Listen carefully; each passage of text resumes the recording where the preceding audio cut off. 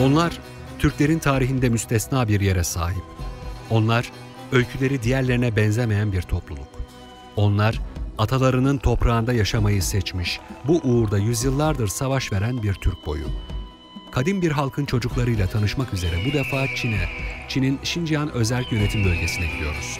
Yani Uygurların yaşadıkları toprağa, Doğu Türkistan'a uçuyoruz.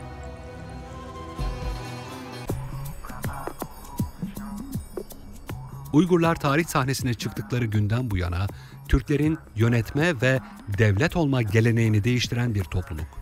Bunun en önemli nedeni yerleşik düzene geçen ilk Türk boyu olmaları. Başlangıçta Baykal Gölü'nün güneyindeki Orhun, Selenga ve Tuğ Nehri çevresinde dağınık halde yaşayan Uygurlar, 7. yüzyılın sonlarına doğru bölgede devlet haline gelen Göktürklerin kurucu ortağı oldular. 745 yılında Basmil ve Karluk Türklerinin yardımıyla Göktürk Devleti'ni yıkıp yerine adı bu defa tarihe Uygur Kağanlığı olarak geçen kendilerine ait ilk devletlerini kurdular. Bu devletin inşasında 9 Oğuzlar olarak bilinen boylardan büyük destek gördüler. Bazı Çin ve İslam kaynakları iktidar kurma sürecinde çevredeki topluluklarla işbirliği yaptıkları için müttefik ya da akraba anlamına gelen Uygur adıyla anıldıklarını aktarıyorlar. Ancak Uygur adının kökeni hakkında farklı görüşlerde bulunuyor. Kutluk Bilge Kül Kağan'ın önderliğinde kurulan ilk Uygur devletinin başkenti, bir süre Göktürklerin başkenti olan Ötüken'di. Uygurlar daha sonra başkenti doğudaki Karabalgasun, bir başka adıyla Ordubalık'a taşıdılar ve yerleşik düzene geçtiler. Uygurların savaşçı kollarından Karluklar, 751 yılında Talas Nehri çevresinde Çinlilerle Arap orduları arasındaki savaşta Arapların yanında yer aldılar. Savaşı kaybeden Çinliler geri çekilince Uygurlar bugün yaşadıkları bölge olan Tarım Havzası'na girdiler. Çin üzerinde etkili siyasetleri ve bölge halklarını kontrol eden yüksek otoritesiyle Uygurlar 840 yılına kadar Orta Asya'nın en büyük gücü oldular. Ancak bu tarihte kuzeyden gelen yine bir başka akraba topluluk Kırgızlar tarafından egemenlikleri sona erdirildi. Milattan sonra 9. yüzyıldan itibaren tamamen güneye çekilen Uygurlar iki kola ayrıldılar.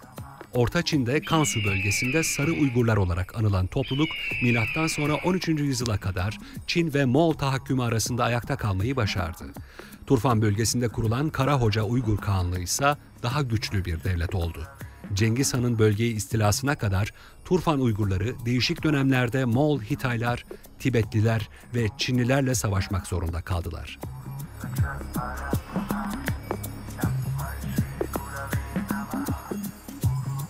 Uygur tarihi, Cengiz Han'ın Turfan bölgesi ve Tarım Havzası'nı 13. yüzyılda işgalinden sonra önemli bir kırılma yaşadı. Bu dönemde gönüllüce Moğolların hakimiyetini kabul edip onlara devlet idaresi, teşkilatlanma ve diplomasi alanlarında çok şey öğrettiler.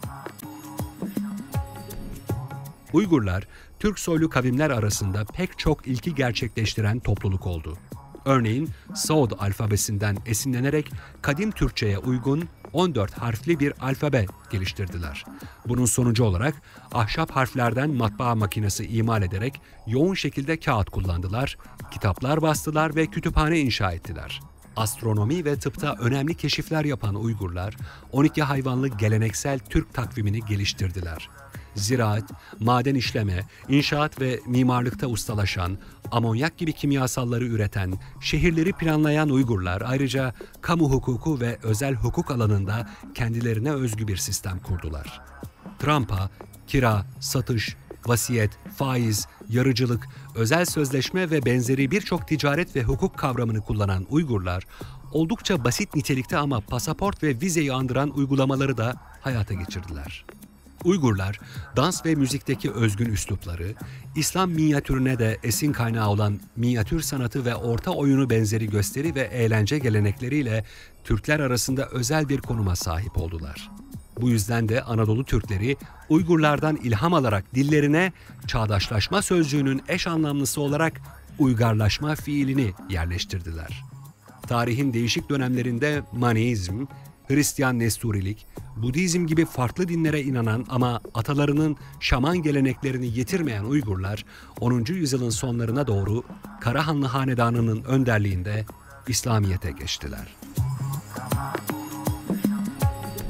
Uygurlar 18. yüzyıla kadar Turfan ve Tarım Havzası'nda bölgesel hanlıklar tarafından yönetildiler. 1760'tan itibaren yaklaşık 150 yıl süreyle Çin'in farklı yöntemlerle egemenlik altına almaya çalıştığı ve Uygurların artık Doğu Türkistan olarak adlandırdıkları bu coğrafya, 1911'de Çin'e bağlı valilerin yönettiği özerk bir bölgeye dönüştü. Ancak Uygurlar 1933 ile 49 arasında 2 defa bağımsız cumhuriyet kurma girişiminde bulundular. Her ikisi de Çin tarafından sonlandırılan bu girişimlerin ardından bölge nihayet 1949'da Çin'e bağlı bir eyalete dönüştürüldü.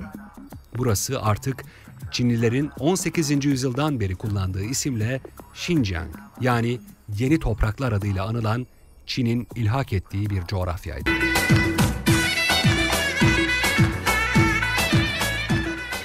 Türkiye'nin 2 katı büyüklüğüne sahip Xinjiang Uygur Özerk Bölgesi'ndeyiz. Çin Halk Cumhuriyeti'nin en büyük idari bölgesi Xinjiang, 22 milyonu bulan nüfusuyla aslında dev bir ülke.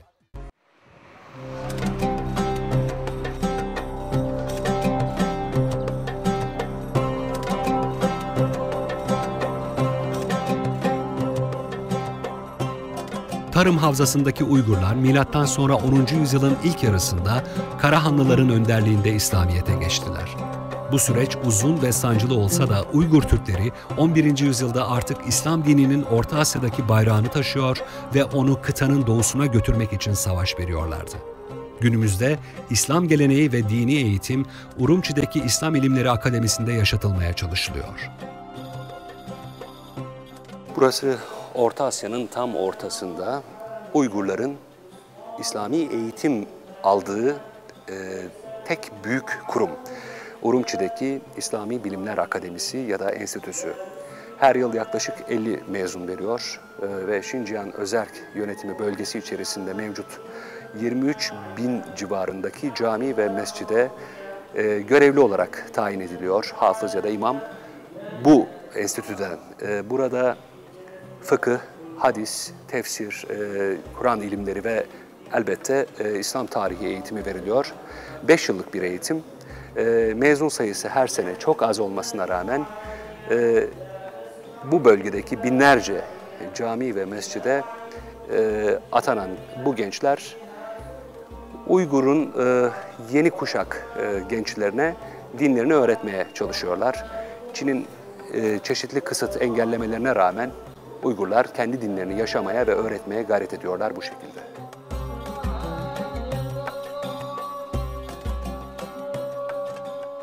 Urumçi'deki büyük cami, cuma namazları dışında cemaati fazla kalabalık olmayan ama bölgenin önemli ibadethanelerinden biri.